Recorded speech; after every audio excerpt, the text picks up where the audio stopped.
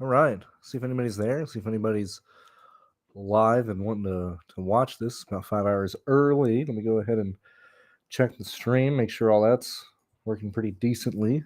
Get my remote so I don't blow my eardrums out. Cool. Everything's working pretty good. So we are looking at the Xfinity Series race today. Very quickly. I'll wait till people join actually before we go over pricing.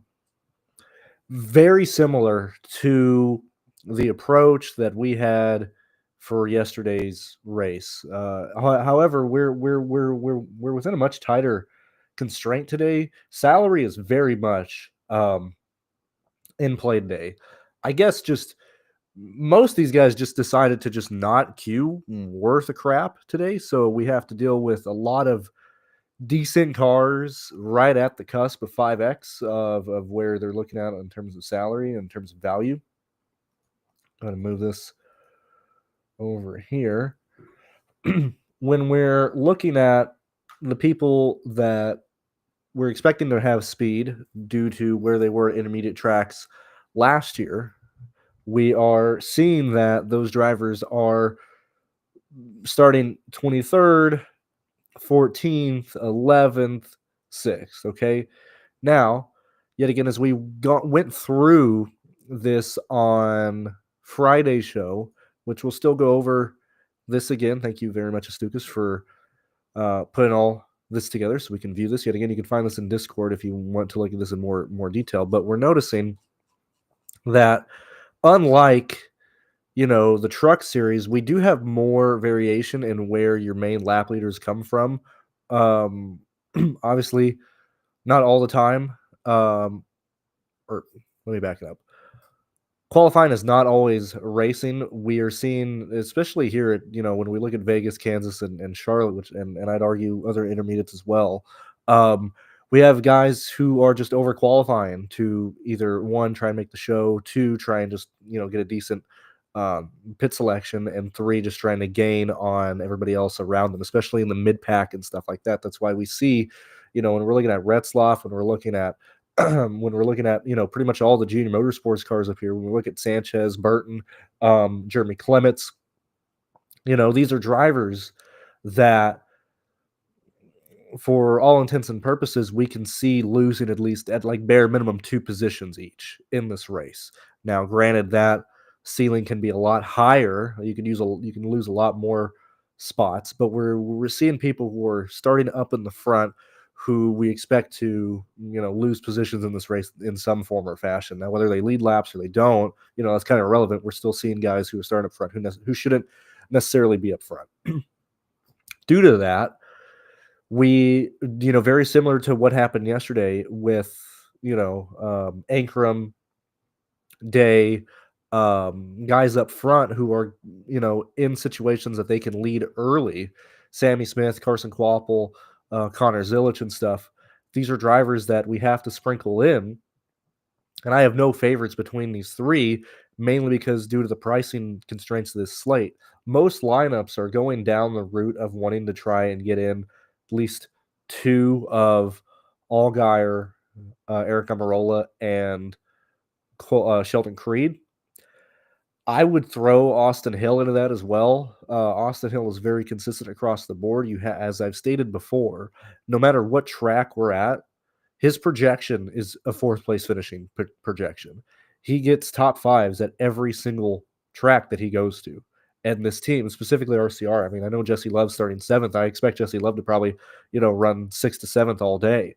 But I think Austin Hill is very much in play in that range as well. And when we're looking at, projected ownership and stuff, for whatever reason, Almirola and Creed seem to be carrying that over Justin Allgaier and Austin Hill. And so for me specifically, I'm trying to fit in as many of Creed, Austin Hill, Allgaier, and Eric Amarola in my lineups as possible. Sometimes that means 3, sometimes it means 2, but those are my main guys that I'm focusing on here.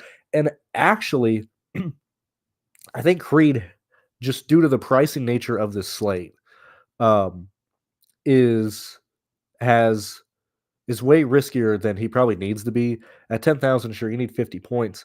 But when we're looking at where we're at, when you're starting to build lineups, pretty much the entirety of the 8K range is starting in the top 10 outside of Jones and Ryan Sieg. Due to that, we expect to see Ryan Sieg carry quite a bit of ownership no matter how you're building.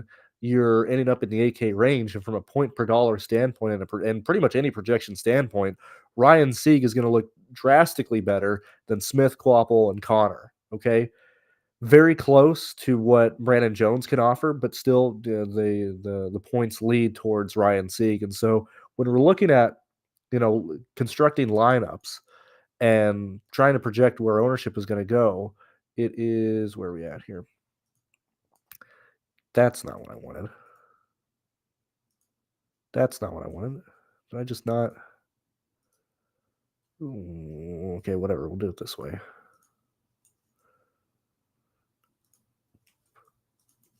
And the reason I do this is to walk you through how I view lineups and contests and stuff like that. That's why obviously clearly my show is different from other people. Sometimes it's abrasive to some people, other people find it very helpful. But when we're looking at combinations of drivers and stuff, we're looking at most lineups having two of these drivers here. I would lean very heavily into Austin Hill and Allgaier. I will tell you, I will at least based on early ownership, I will be over the field on these two drivers just because I think they're very much in play. Um, Obviously, I like Eric Almirola, and I actually like him over the entirety of the Joe Gibbs or the entirety of the Jude Motorsports cars. Um, but if he's going to be, highest owned, expected, to push like, mid 40s, I'll probably be at like 35% or whatever. Um, but these are the guys that, we're paying up for. And so any lineup is going to have two of these guys in it, most likely. That's going to force people to go to Ryan Sieg. Past that, we're at a situation to where there's a lot of ugly plays. And yet again, going to yesterday, it's going to be, what combination of these, end up fitting in. Do you sacrifice, the more expensive guys to get Sieg and a Jones or Eckes? If you're going that way, we should see pretty concentrated ownership on, the value plays that should carry ownership, like the guys who look good on a point per dollar standpoint. Now, clearly, Mason Massey was not in the player pool last weekend. We understand where the Alpha Beta Prime cars are in terms of speed. Mason Massey at $5,600 probably looks like the best point per dollar play on the slate. Now, yet again, I don't know if people go that way. Right now, he is not uh, being completely pushed by SaberSim. Yet again, Sheets will have his stuff up later. When we're looking at who's expected to be owned in that range, we're looking at people like Garrett Smithley, possibly Ryan Ellis. I would do all I can to use as the value play, use one of Leland, Poole, or Mason Massey. I really don't want to be in a situation where I'm playing two 5K guys in this slate. When we're looking at, your thresholds and stuff, we need, we need 40. Really, we realistically need 40, at least like mid 30s from, whatever value play we end up working with. And when we then calculate, or when we not calculate, but when we then look in that lens of who can realistically do that, it's really making the value plays be pretty thin. Um, so I don't really want to lose this slate because I played, Austin Green when I know for a fact Poole is going to finish like 18th. When I know Mason Massey is probably going to get, a top 25 finish. Um, Whereas like Austin Green at $6,100, I think I could just get a better deal for Mason Massey. If I really need, the money because I'm paying up for so many guys up here, I'll go to Smithley, right? I don't think, any of that if that's like news to you, if I'm giving anything away by saying that, I don't know what we're doing because all this stuff should, be quite obvious, of why you would go to certain situations and stuff. So what are we doing past all of that, right? That's where the slate gets pretty interesting, especially when we look at when we look at the place differential that usually comes through at these racetracks and stuff. Obviously, the good cars are going to come up through the field. But once you start looking at people who are starting like mid 30s and stuff, none of these teams that are usually offering, place differential at intermediates are starting the back of the field in terms of pay up drivers or stuff like that. I guess Dean Thompson and Williams would be the guys who would fit into this range here. But what's more glaring is when we're looking at the starting grid of this event, when you look at Sammy Smith, Carson Quapple, Connor Zilisch, Tanner Gray, Sam Mayer, Justin Allgaier, Love, Sawallis, Sanchez, and Burton. And then you then look at, where do now yet again I said Love and Allgaier because I just went through the top 10. But when we're looking at like the other 8 guys who are, in good equipment but aren't like the upper echelon of this series, we start seeing a lot of situations like that to where they have traditionally lost place differential. In now, obviously, these are wrecks. These guys are finishing like 28th, but even as you like go through, you know, we're seeing a lot of people who would, click that off, like Riley Herbst in 2021. Like Ty Gibbs in 2024, Jones in 2024. Like, what is there a drastic difference between where Jones was in 2024 in a junior motorsports car versus where Carson Quaffle is today versus where Connor? I mean, granted, we might be splitting hairs on more skill and stuff, and it would certainly lean to these guys up here. But in terms of losing place differential, these guys have to be expected to lose positions in this race. Like these 4 cannot realistically be projected to finish where they are starting. That you have to project them to lose um, place differential here. So, do they get enough laps led early to negate that? I'm gonna lead no. I mean, I'm gonna have probably 10% Sammy Smith, probably 15 Carson, and probably 20 Connor. But for the most part, I think I'm throwing those lines away because one, you need them to lead, and then you obviously need them to stay up there. Obviously, that's not going to happen to all 4 of these guys. I'm not going to be playing Tanner Gray. Um, so this is a case to where not playing the early lap leader or not worrying about that might be the correct way to go here. Um, and so yet again, that's kind of similar to yesterday to where we played, and I'm not saying it because it just happened yesterday. It just so happens to be like, hey, that's where I would, that's where my stuff is showing to go. Um, I would focus a lot more on trying to get people who are going to be running up front in stage 2 and during the long run in stage 3. That is the main focus of my thing today. So if you're using my projections, you'll notice that. If you're not, go ahead and join us. Now, a lot of people like who's buying the annual and yearly packages and stuff. Quite a lot of people actually. If you guys aren't aware, like Fantasy Cruncher, I'm not sure if it's still down, but last year during the NFL season, went down during the start of the month. And was down for like 3 weeks. 4 weeks, if I'm not mistaken. I know it was having issues earlier in February. A lot of the people who are jumping on this annual package or even jumping on our stuff are like ex Fantasy Cruncher users because they're wanting to find another tool to use. Like there's a market out there. That's why the prices are where they at. Speaking of prices, they're all going to go up. So if you want to be grandfathered in or get it at the current price before everything gets redesigned on the site with a much cleaner look, which is very much in the work, as we've been working on that for several months now. I would advise you to join now, especially if you're looking for a new tool, if you're coming from a Fantasy Cruncher aspect and you're tired of that being down and running into issues and stuff like that. Anyway, let's see what you guys are saying here. See if there's anything here. Cash 0 out of 20. What, Kyle? What happened, man? No. Oh, dude, that's terrible. I'm so sorry, Kyle. I don't know how to really segue past that, seeing how I lost the optimal on the last 2 laps. We can talk about that more in and then review video on Monday. But I was like, that was a fucking great slate. Like, I mean, I've very much I have very much been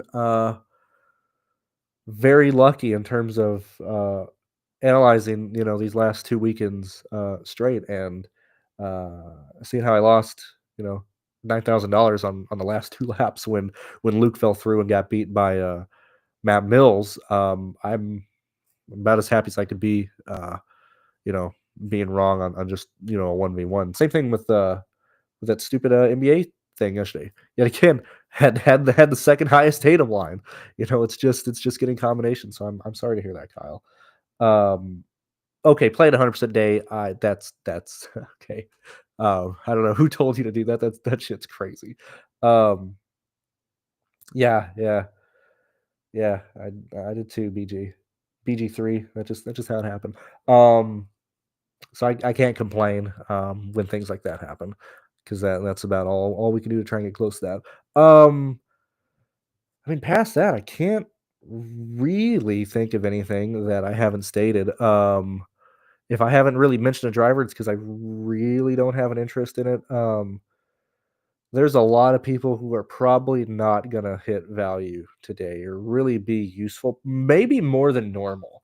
Um, like we're losing such a big portion of the like even if we just look by salaries and stuff, usually this area is starting in the teens. Like, at least, high single digits, if not teens, if not like in the 20s and stuff. The fact that this section of the salary r- realistically, okay, we get a potential lap leader between one of these drivers, right? We're not going to have two primary lap leaders from this group, more than likely. Like that's just not going to happen, right? So let's just say one guy gets the correct lap, or one guy is the leader. That's eliminating three guys in this range right off the bat, if not four. Okay, so mid nines to the other eights are removed from the pool. Sanchez and Williams, yet again, because they're 78 and 77, they would need to have an outlier event of maintain run position inside the top six, right? So, like right off the bat, like these guys, like this range here is just wrong one, is just removed. I mean, do that, yikes. So I mean, that's why, like, and probably Jesse Love too, right? So that's what makes this slate so tricky, is because you're basically forced to use two of the most expensive guys without being able to use a lot of like mid-range options. And then once you continue down, yet again, it's then like a point per dollar play of who's working here. Like this is a really tight slate on salary. Which some people might like, some people might not. That's the real thing we're dealing with on the slate here. That's why I don't think I really have anything else to really say here. Yeah, I do believe that's it. Let's see, what is this? When you say over the field on Hill and Allgaier, would you cop them at? I mean, I don't know. At the moment, I've made 4 of my 20 lineups, right? Current Mike, like yet again, this is like useless, right? But out of 4 lineups right now, they're all just an Allgaier lineups. 3 have Eric Amarola, 2 have Austin Hill, uh, 1 has Creed. Okay. Now, yet again, I usually massage that through when I'm building and stuff. So, like, I like Austin Hill today. I think bare minimum, I want like 30% of him, right? I don't know if he even. I'm very curious to see what other things are being pushed once I start looking at stuff. Because Austin Hill seems like a pretty. If he comes in like mid 20s, right? If he comes in at mid 20s, I want 35% of him. If he comes in at 30 and I'm like with the field on that, then I really didn't do anything like worth doing that situation. Um, Allgaier is like my favorite to win the race. So like of course he will probably be my highest owned um guy. The reason I bring up, Eric Amarola and Austin Hill is because those combinations are going to be, or at least like what I would want from those guys. Uh, like that's probably going to be over the field just based on like how I'm building it. As I just went over of where we're at in salary. I'll just say fuck it and just embrace paying up for the 10K guys that I like, and hopefully we get the main race winner and a big lap leader from that, and leaning to some of these AK guys underperforming once we get deep in the race. Oh, we haven't really looked at um, practice speed yet. I do apologize for that. Yet again, the fact that now Xfinity doesn't have nearly as many night races and stuff, and typically their practice sessions are very similar to the race conditions that they'll end up having. Not only that, the same guys who are usually really good at in the actual race pace and stuff typically tend to be, those front runners at other intermediates here. So when you look at Austin Hill, Allgaier, and Creed having the best average speeds, the main thing I don't really care for this point. I'm not really looking at average speed. I'm looking at where these guys are at in terms of like deep down in their runs, right? So when you start looking at this and you start seeing where the rest of the field is at, I mean, these guys are still 176, 174, high or like mid 170s, right? Whereas other people in the field, you know, are, near like 172s, average speed of 171s and stuff. And you see this drop off. Like, this is where that speed that long run speed that I want to chase is at. Like this is what I'm really looking at here. It's not necessarily just their. I mean, obviously, yeah, sure, they have great average speed, right? But when we're looking at where a lot of these guys are at in terms of like their actual long run speed, like these guys are the people who look the best. You know, Eric Almirola, if he was full time in Xfinity, which I think would probably make the series really entertaining, it would literally be Allgaier and Eric Almirola like going head to head each and every week. Like that would be a fun season to watch because Eric Almirola has drastically way better and way more skill than literally all but one person in this field, and that's just Allgaier. These guys are on the exact same plane. Because of that, I don't really worry that he's slower, compared to these other guys. Like Allgaier or Eric Almirola is just like he knows what he's doing, right? And he's in a Joe Gibbs car.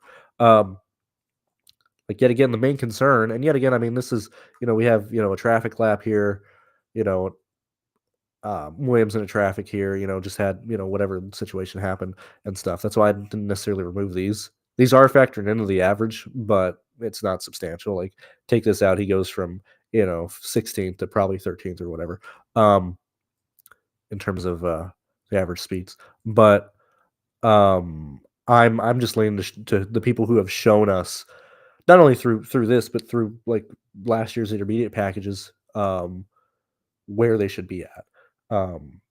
So that's where I'm at. So I'm probably going to be pretty light on the top 10 outside of Allgaier today, and that'll pretty much decide my slate. I think it will be decided within the first 50 laps. If one of the guys in the top four runs away with the first 50 laps, and has a substantial amount of fast laps in that, I probably won't have a good day. Um, but that's where I'm at. Now you say SaberSim. Now the reason I say this is yet again we're partnering with SaberSim, so I look at where they're at. SaberSim has Mason Massey at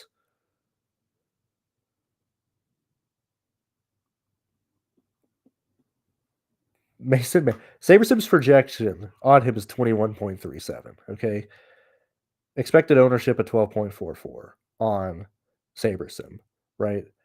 That doesn't seem like it loves him. I think it loves him based on because they're getting to him because um, they're paying up for a lot of these place differential guys and stuff. I'm the guy. I'm the one who loves Mason Massey because I got him for a ridiculous fucking projection, right?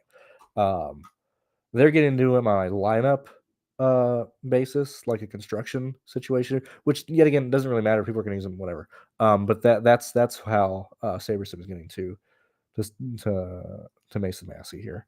Yeah, I do believe that's it. I'll let you go. Oh, F1 show tonight, post Xfinity Series race. I have no clue when that would be, 6 or 7 PM Eastern Time. No, maybe 7 or 8, I don't know. It's F1. Also, it's a fucking downpour. It's gonna rain. Uh, the guy from now I haven't watched a ton of F1 stuff yet. I am aware that, you know, um, what's his name? The Haas guy has, like, no practice, right? He wrecked the car FP1, didn't do anything FP2, automatically puts it in the gravel on FP3.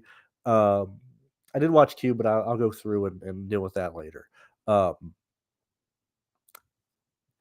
there's gonna be so much variance in that fucking race with the rain. It's like, dude, why I don't understand the interest that F1 always has at the start of every season. Everybody loves it, and then they like just piss money away, and then they just stop playing by week 4. But that'll be tonight. Past that, yeah, I think that's about everything. I'll see you guys later. Thank you for watching. Thank you for being here. If you like my stuff, if you like any of the offerings that we have for TrueDFS, if you want to use multiple tools, not only SaberSim but PayDirt, as long or with our projections as well, I would like to ask you to consider joining. See you guys later. Bye bye.